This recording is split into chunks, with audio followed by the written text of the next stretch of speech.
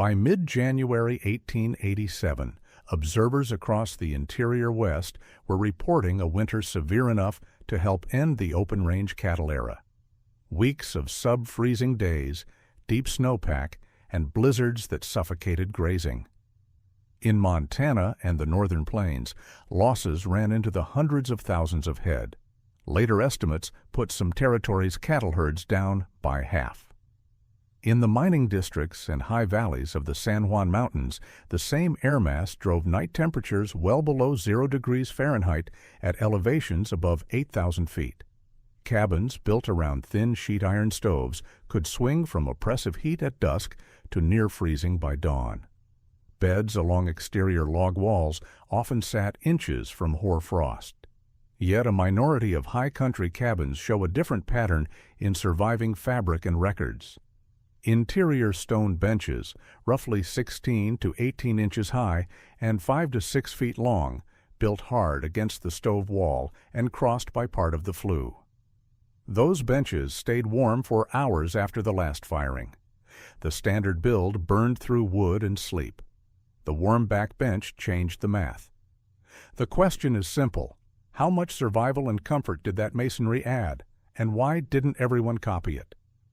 A thin ice sheet coated the water bucket sitting 6 feet from a glowing black iron stove. Frost traced the log joints behind the bed.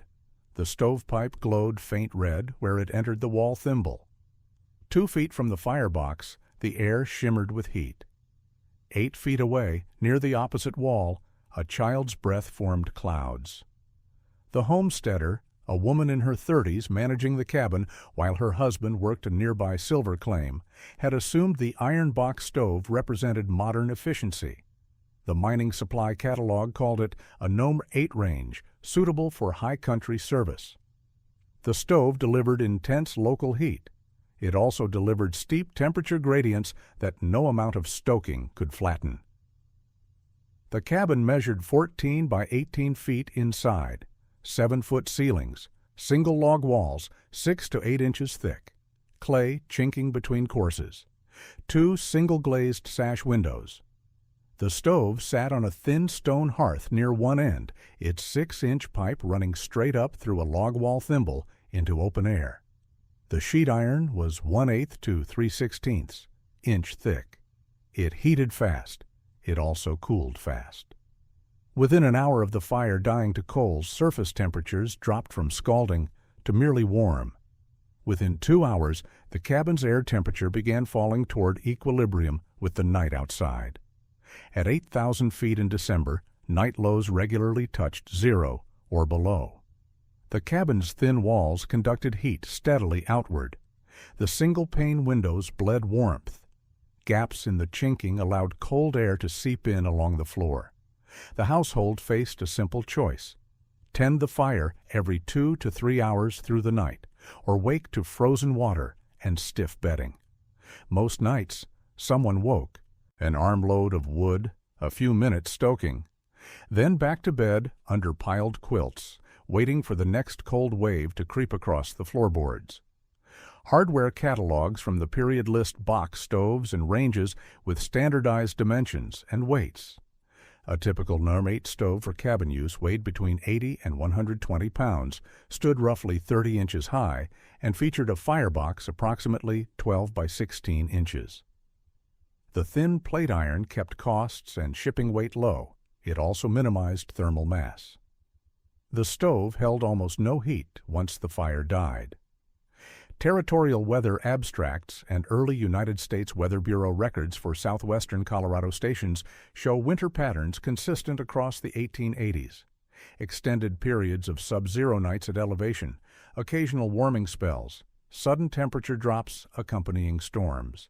The winter of 1886 to 1887 would prove unusually severe, but even average winters presented serious heating challenges at high altitude. Fuel budgets reflected the reality of continuous firing. A small cabin at elevation commonly burned 3 to 4 cords of mixed softwood per winter. Gathering that fuel meant roughly an hour per day of cutting, hauling, and splitting. In deep snow at altitude with limited daylight, that hour often stretched longer. The cause and effect chain was clear to anyone who lived it. Thin iron plus direct flue exhaust meant fast heat delivery and fast heat loss. The household either maintained near constant firing or accepted wide temperature swings. Nighttime tending meant interrupted sleep. Skipping night firings meant waking to a cold cabin, which increased illness risk, especially for children and elders. The problem wasn't lack of heat. The stove produced plenty when fed. The problem was storage. The thin iron held almost nothing. The heat went into the air, and the air went out through walls and windows and gaps.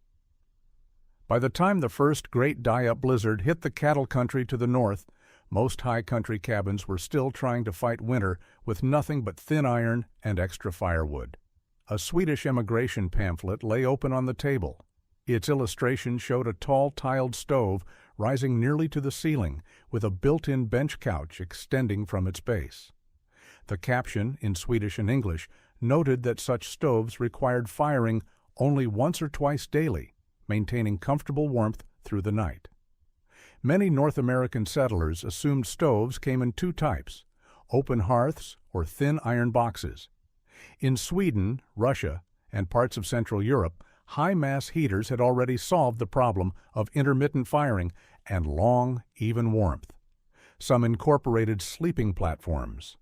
The Swedish kakelugn, or tiled stove, traced its refined form to 1767, when Swedish crown officers Carl Johan Kronstedt and Fabian Rede were charged with redesigning domestic stoves to address firewood shortages. Their solution: a tall masonry structure with internal flue channels that forced exhaust gases through multiple passes before exiting. Small hot fires in a compact firebox heated the heavy tile and masonry shell. That mass then radiated warmth for 10 to 12 hours. The system worked because of thermal storage.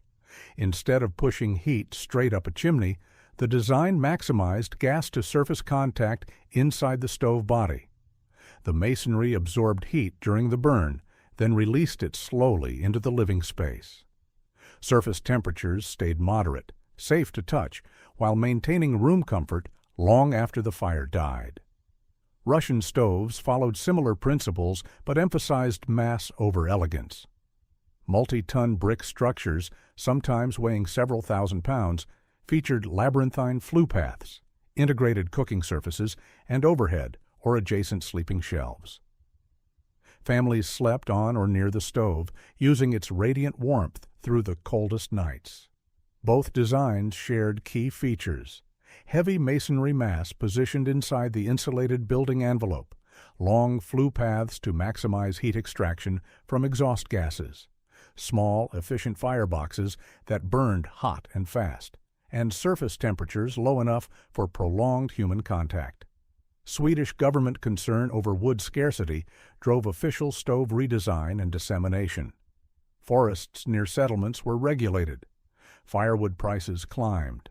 Households that adopted the new stoves reported fuel savings of 50% or more compared to open fireplaces or older stove designs.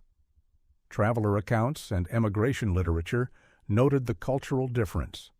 A visitor to rural Sweden in the mid-1800s remarked that the stove is fired but once or twice in the day, yet the dwelling remains comfortably warm through the evening and night. Another described Russian peasant cottages where the family sleeps upon the great brick stove, which serves equally for cooking, heating, and rest. The knowledge existed. The technology worked. Yet in much of the American West, early perception of abundant timber and cultural familiarity with open fires and thin stoves kept European masonry heating methods at the margins.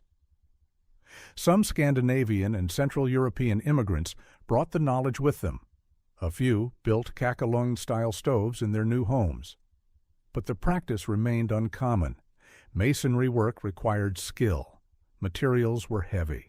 The upfront labor and time investment seemed excessive when wood appeared plentiful and iron stoves were cheap and available by catalog. By 1886, The idea of sleeping on a warm stove bench was established fact in Stockholm and Smolensk. It was almost unknown in the cabins above Silverton. A dismantled cabin near the rail line showed construction that made no sense at first glance. Double log walls. A 3-foot gap between inner and outer courses, packed solid with sawdust. An interior stone fireplace, massive and central, with sitting ledges, extending from each side. The builder had been a Norwegian homesteader who filed his claim in 1880. While neighbors rushed to complete minimal shelters, he spent most of the summer building walls twice as thick as standard, hauling wagon loads of sawdust from a distant mill, and constructing a fireplace that weighed several tons. Neighbors called it wasteful, called him overcautious, said he'd run out of money proving up his claim. Then October 15, 1880, brought the first blizzard of what became known as the hard winter. 7 months of cold that rewrote assumptions about what the plains could deliver. The Norwegian's cabin stood warm. His neighbors' cabins fought losing battles against the wind. Settlers had expected single walls and simple chimneys to be adequate. After the Dakota winter of 1880 to 1881, and later the cattle disasters of 1886 to 1887, surviving cabins often featured thicker walls, interior stone masses, and conscious use of thermal storage. The double wall technique was straightforward in principle. 2 parallel log courses, separated by a gap filled with insulating material. Sawdust worked well, fine texture, good insulation value, resistant to settling if kept dry. The 3-foot thickness created a substantial thermal barrier. Heat loss through the wall assembly dropped dramatically compared to single log construction. The interior fireplace served multiple purposes. Positioned away from exterior walls, its mass stayed entirely within the insulated envelope.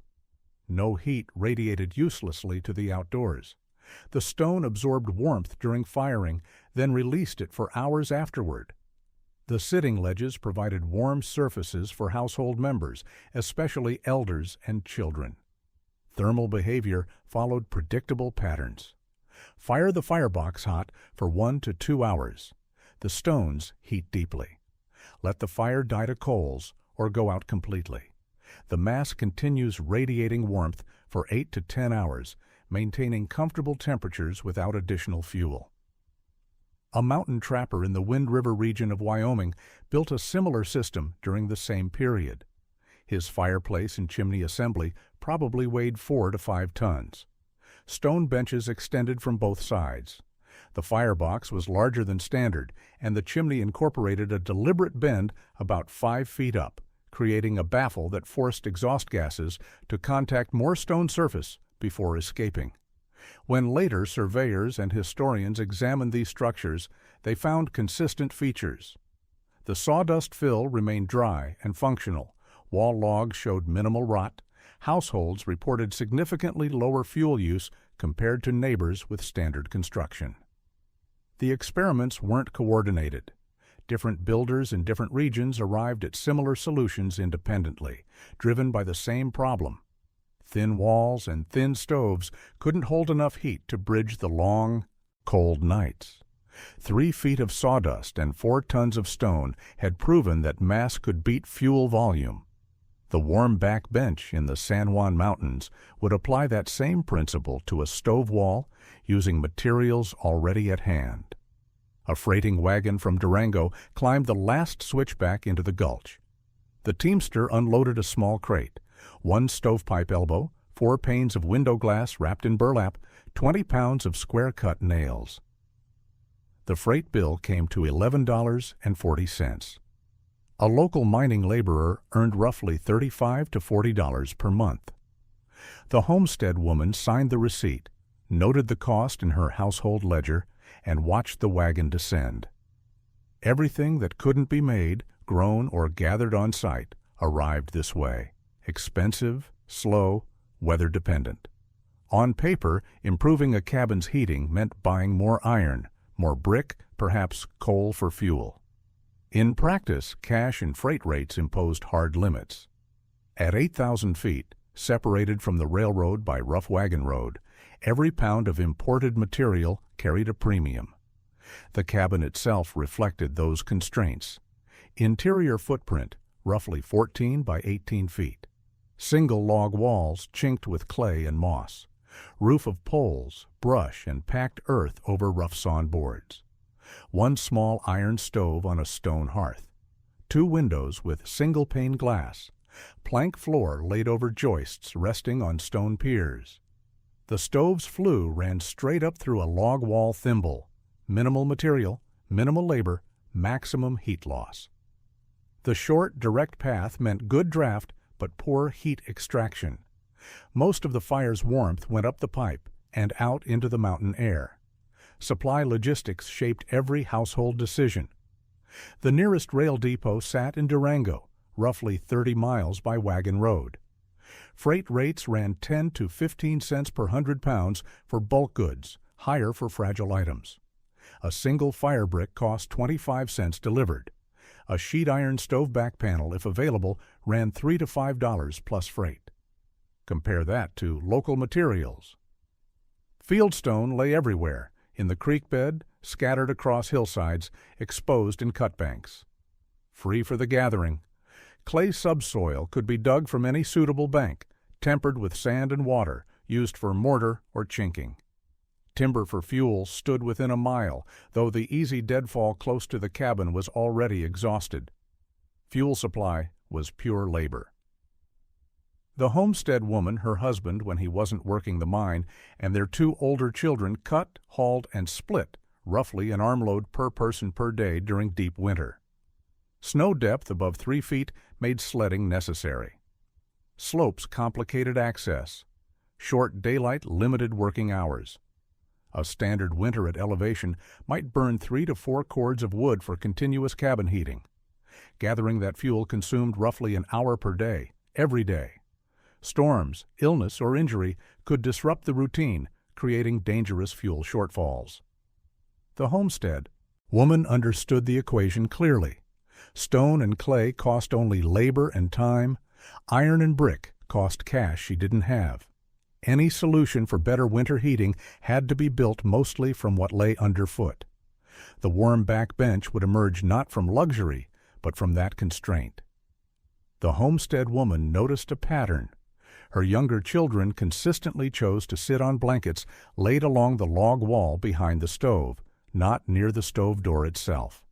When asked, they said simply, "The wall is warm here, even when the fire gets low."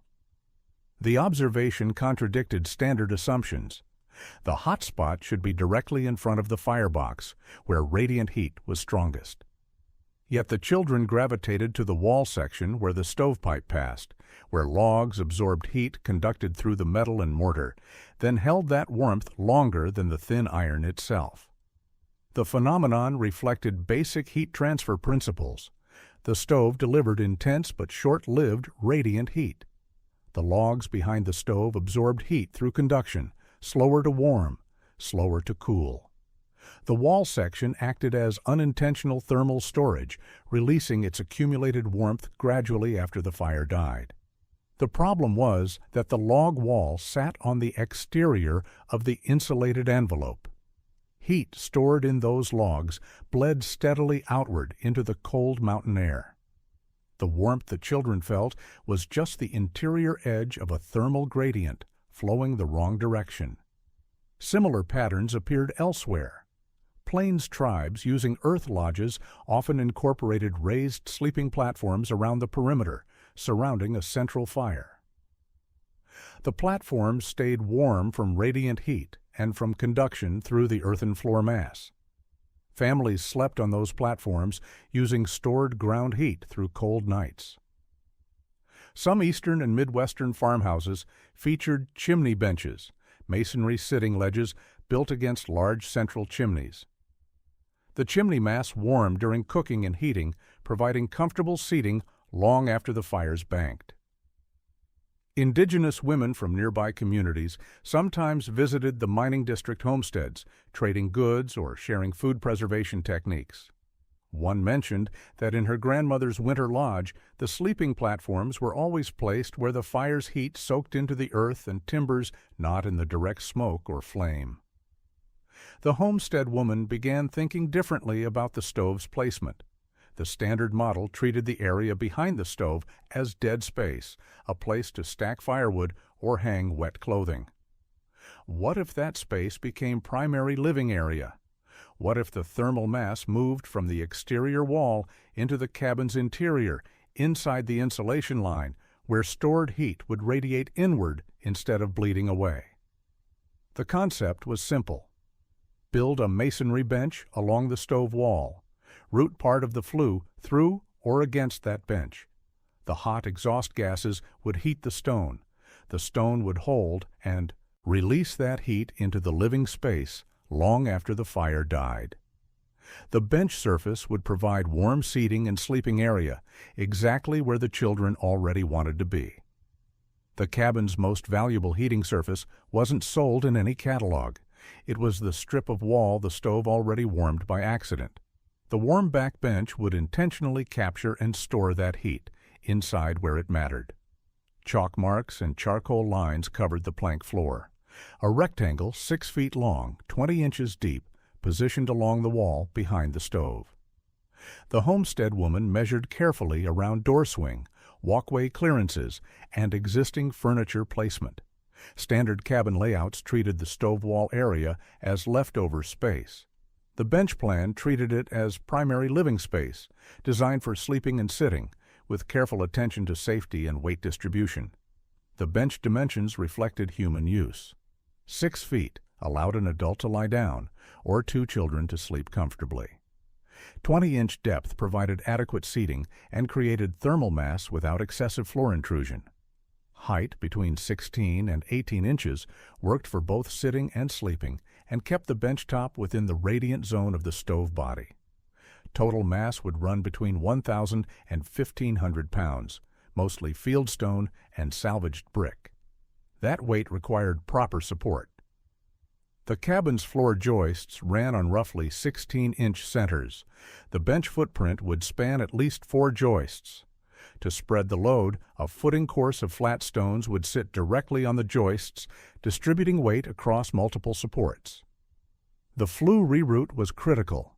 The stove's existing vertical pipe would be interrupted with a T-fitting. The vertical leg continued upward to the chimney. The horizontal leg fed into a brick channel, roughly 8 by 8 inches in cross-section, running the length of the bench before turning upward again to join the vertical run. The horizontal channel had to maintain sufficient draft. Too long or too many bends would choke the flue, causing smoke to back up into the cabin. The solution: limit horizontal length to about 5 feet, maintain gradual upward pitch, keep cross-section adequate, and ensure the vertical legs provided enough draw.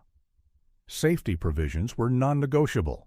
A minimum 2-inch air gap and a sheet iron heat shield on spacers would separate the masonry from the log wall. This prevented charring and fire risk from sustained high temperatures against combustible material. The flue channel itself would be built from brick or lined with salvaged stoveplate iron to contain the hottest gases. A clean-out port at the bench end allowed removal of accumulated soot and ash without dismantling the structure. This was essential for maintaining draft and preventing creosote buildup. The design borrowed from 19th century stove and heater manuals that recommended brick backs, side ovens, and extended flues as ways to moderate and capture heat. Early masonry heater experiments in North America referenced European models, but adapted them to available materials and space. The homestead woman consulted a local blacksmith about safe flue joint assembly and iron shield installation. He confirmed the basic approach, but warned about maintaining vertical rise and cross-section for proper draft. The warm back bench was essentially a stripped-down masonry heater, built sideways off a common iron stove using scavenged materials and field-gathered stone. It added no new fuel. It changed when and where the fuel's heat appeared. Sled runners grated over shallow snow. 200 pounds of fieldstone per load, hauled up from the creek bed 300 yards below the cabin. The homestead woman and her eldest son made the trip twice daily when weather allowed, 8 to 10 loads total over 2 weeks. Frontier lore celebrated speed, a cabin raised in a day, a barn framed in a weekend. The bench build accepted slower, heavier work in exchange for lighter winters every year after. Stone selection mattered. Flatter pieces for the bench cap and face courses, where smooth surfaces would contact skin and bedding. Chunkier, irregular stones for the interior core, where shape mattered less than mass. River-rounded stones from the creek provided excellent thermal mass and required minimal shaping. Clay came from a cut bank a quarter-mile upstream, where erosion exposed a thick layer of suitable subsoil. The homestead woman dug roughly 50 pounds at a time, mixing it with sand and water to create workable mortar. When available, a small amount of lime, salvaged from a collapsed chimney down valley, improved the mortar's durability and water resistance. Brick fragments came from multiple sources. A nearby mine's collapsed ventilation shaft yielded several dozen broken but usable fire bricks. A failed smelter operation left piles of slag-coated brick, still structurally sound. The homestead woman gathered what she could carry, sorting for the least damaged pieces. Mixing mortar indoors prevented freezing. Small batches, prepared as needed, kept the material workable in cold weather. The consistency had to be stiff enough to support weight, but wet enough to bond properly. Floor capacity required practical assessment. The cabin's joists were rough-sawn pine, roughly 4 by 6 inches, spanning the 14-foot width. 4 joists under the bench footprint, plus a spread footing of flat stones, distributed the load adequately. No flexing, no sagging. Labor accounting was straightforward. Gathering materials, roughly 5 days of part-time work between other chores. Construction, 3 to 4 full days to lay the stone courses, build the flue channel, and finish the bench cap. Total, 8 to 10 adult workdays equivalent, broken into manageable sessions. Farm and builder manuals from the era outlined similar work. Stone foundations required careful fitting and adequate mortar. Clay, mortars, while inferior to lime or cement, worked adequately for low-stress applications if kept dry and protected from freeze-thaw cycles. The investment was entirely time and muscle. No cash changed hands.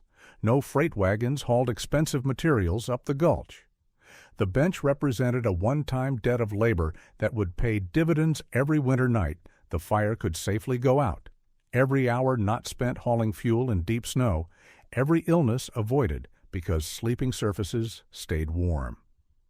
3 mercury thermometers hung in the cabin, 1 above the bench at sitting height, 1 by the opposite wall, 1 tied to a post on the covered porch. A pocket notebook logged hourly readings. Most families judged warmth by feel and adjusted their routines by habit. The homestead woman reduced it to numbers, time, temperature, fuel consumed. The test protocol was simple. Late afternoon, build a hot fire in the stove, feeding it steadily for 2 hours until the stovepipe ran too hot to touch. Set the damper to normal draw. Note the time. Add no new wood after the set point. Hourly readings tracked what happened next. The stove corner peaked in the low 80s Fahrenheit, then began falling as the fire died to coals. The bench surface temperature rose more slowly, taking an hour to reach its maximum, but stayed in the low 70s well into the small hours of morning. The opposite wall, initially in the mid-50s, dropped more slowly than in pre-bench winters, buffered by the bench's steady radiant output. Freeze tests provided concrete comparison. Identical tin cups filled with water, placed near the bench and near the far wall. The far wall cup developed surface ice around 4 hours after firing ceased. The bench side cup remained liquid past dawn. Fuel counts used simple tally marks. Each piece of wood added to the fire got a mark. At the end of each week, the marks were totaled and compared to pre-bench records from the previous winter. The pattern was consistent. With the bench, the household fired the stove hard once per day, sometimes twice on the coldest days.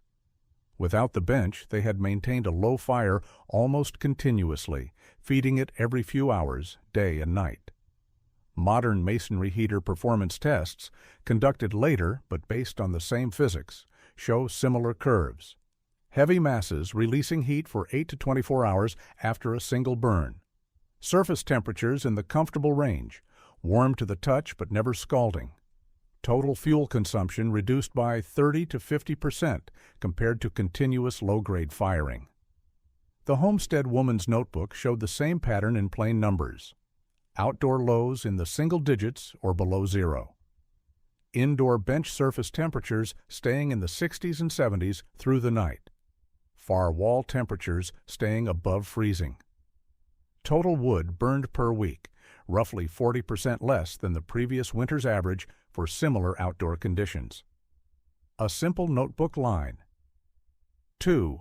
Cords burned so far instead of 3.5 captured the transformation. Stone had quietly replaced wood as the cabin's main heat reserve. Spring thaw revealed the scale of catastrophe.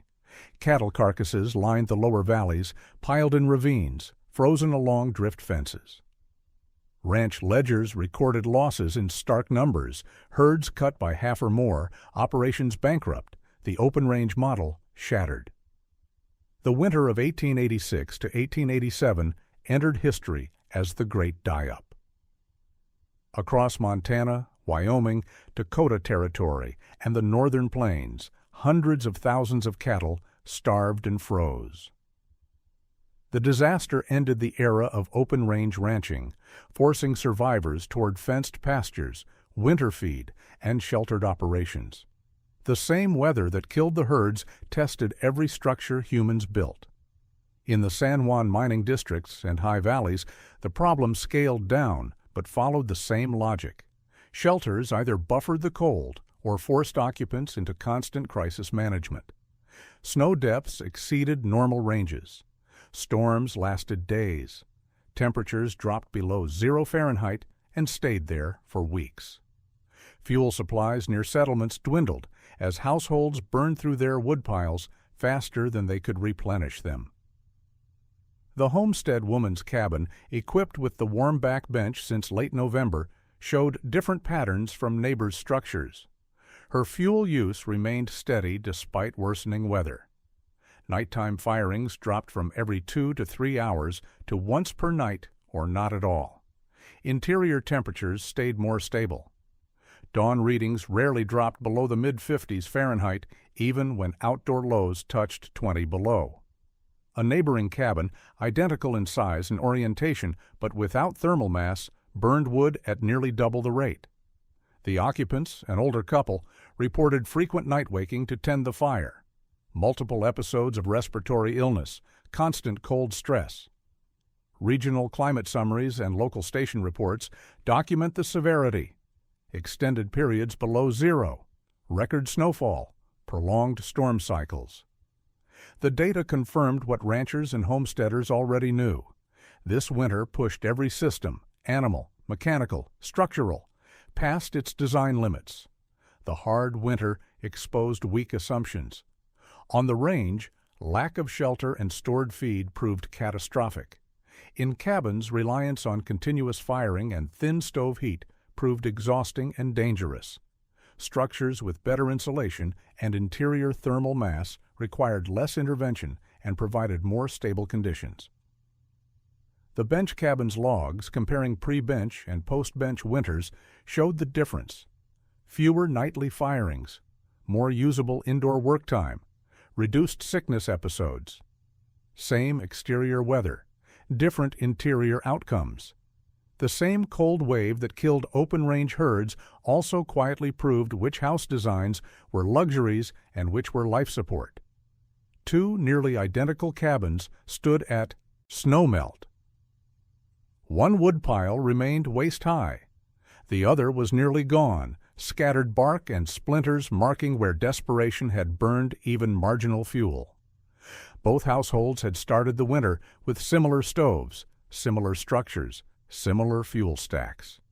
The major difference, one had added a warm back bench inside the insulation line in November.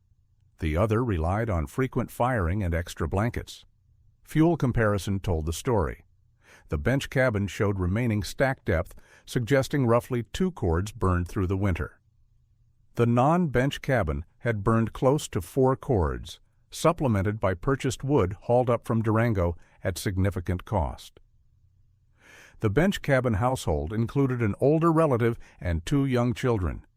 They slept on or near the bench, using its retained warmth through the night. Diary entries noted, "Slept through until dawn most nights, and the old man's cough improved once he stopped sleeping against the cold wall."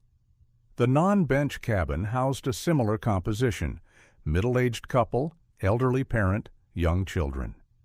Their records mentioned sitting up with the fire every night and lost a week to illness in February, couldn't keep up with the wood hauling. Home nursing manuals and household advice columns from the period stressed warm, draft-free sleeping places as essential for infant and elder health. Respiratory illnesses worsened in cold, damp environments. Interrupted sleep weakened immune response. The labor differential was measurable. Maintaining continuous low-grade fires required constant attention.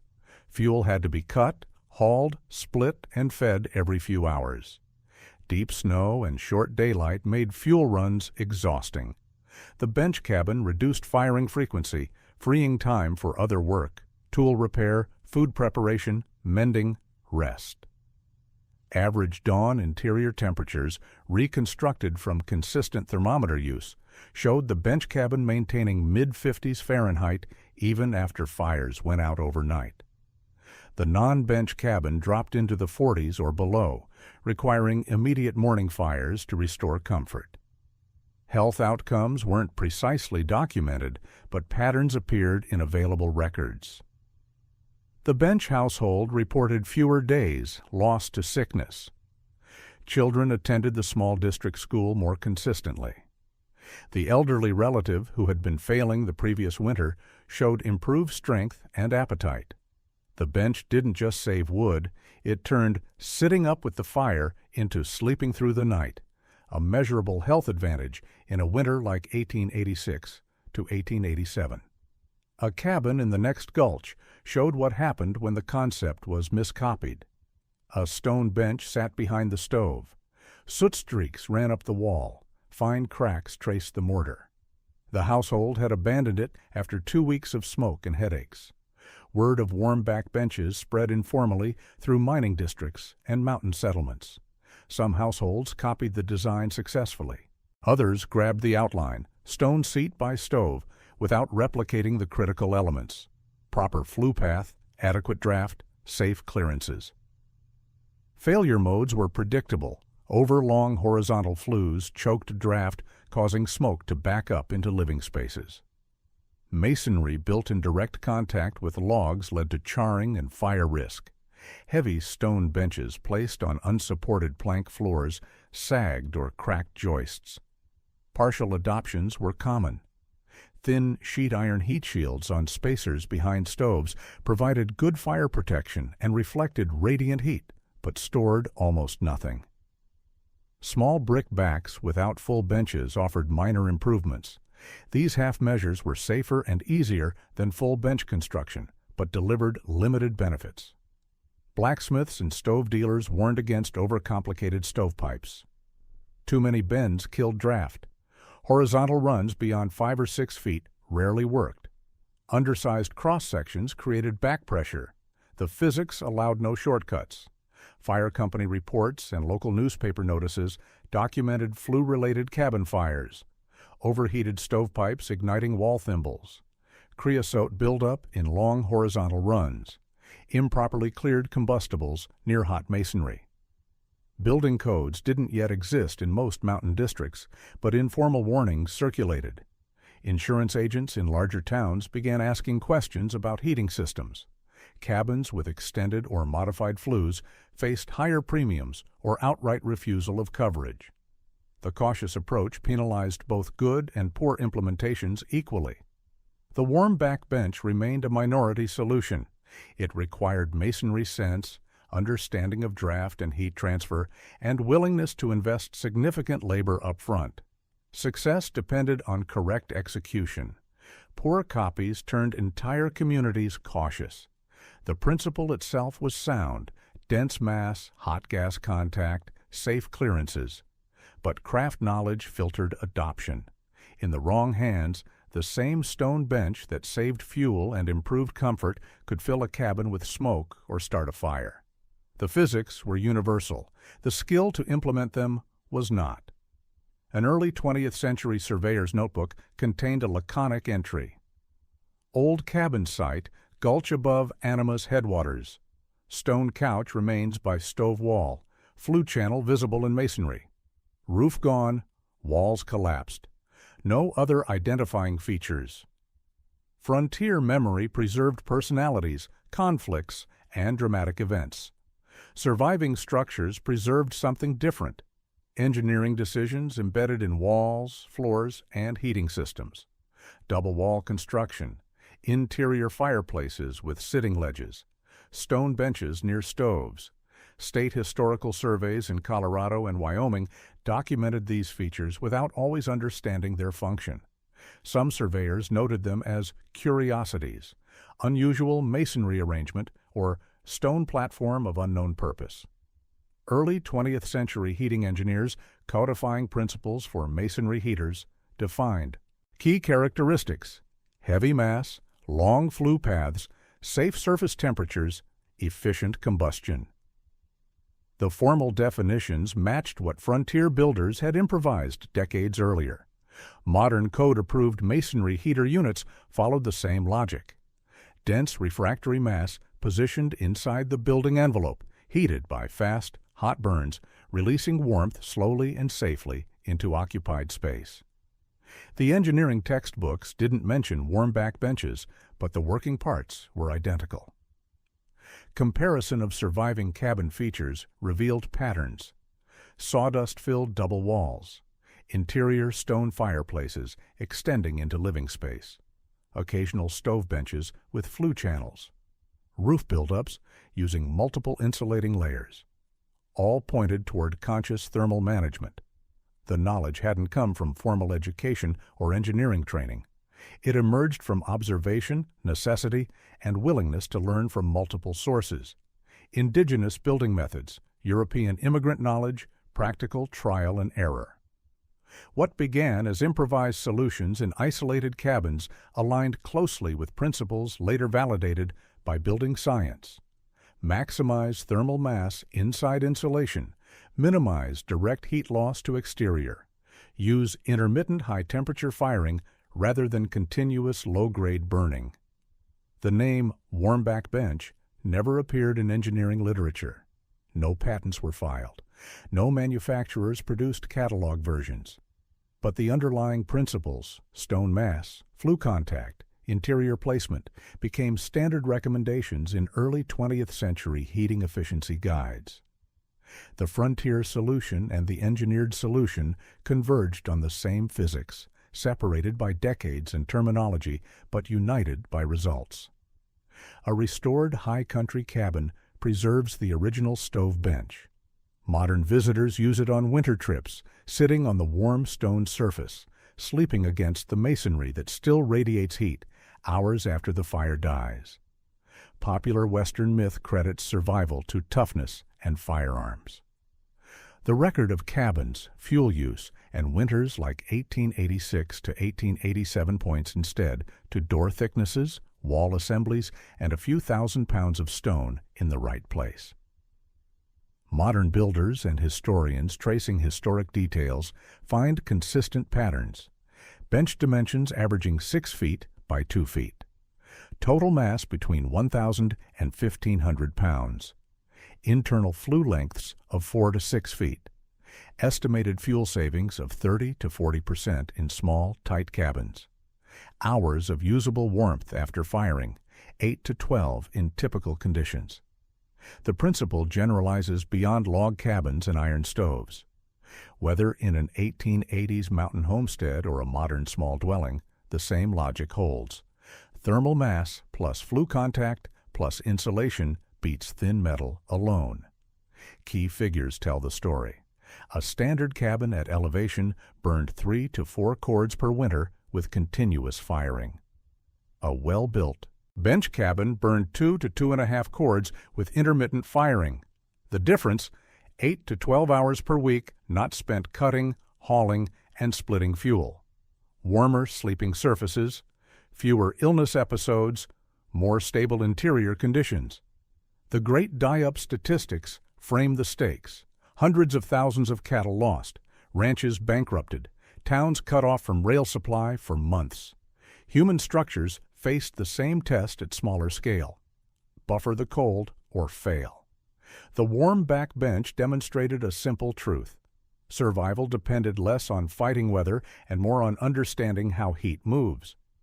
By turning a stove wall into a bed of warm stone, one high country solution showed that the difference between enduring winter and succumbing to it often came down to where the heat went after the fire died. In districts where every cord, every mile walked for fuel, and every winter illness showed up in the ledger, the cabins that put heavy mass inside the shell along the stove wall instead of beyond it made their numbers and their people last longer.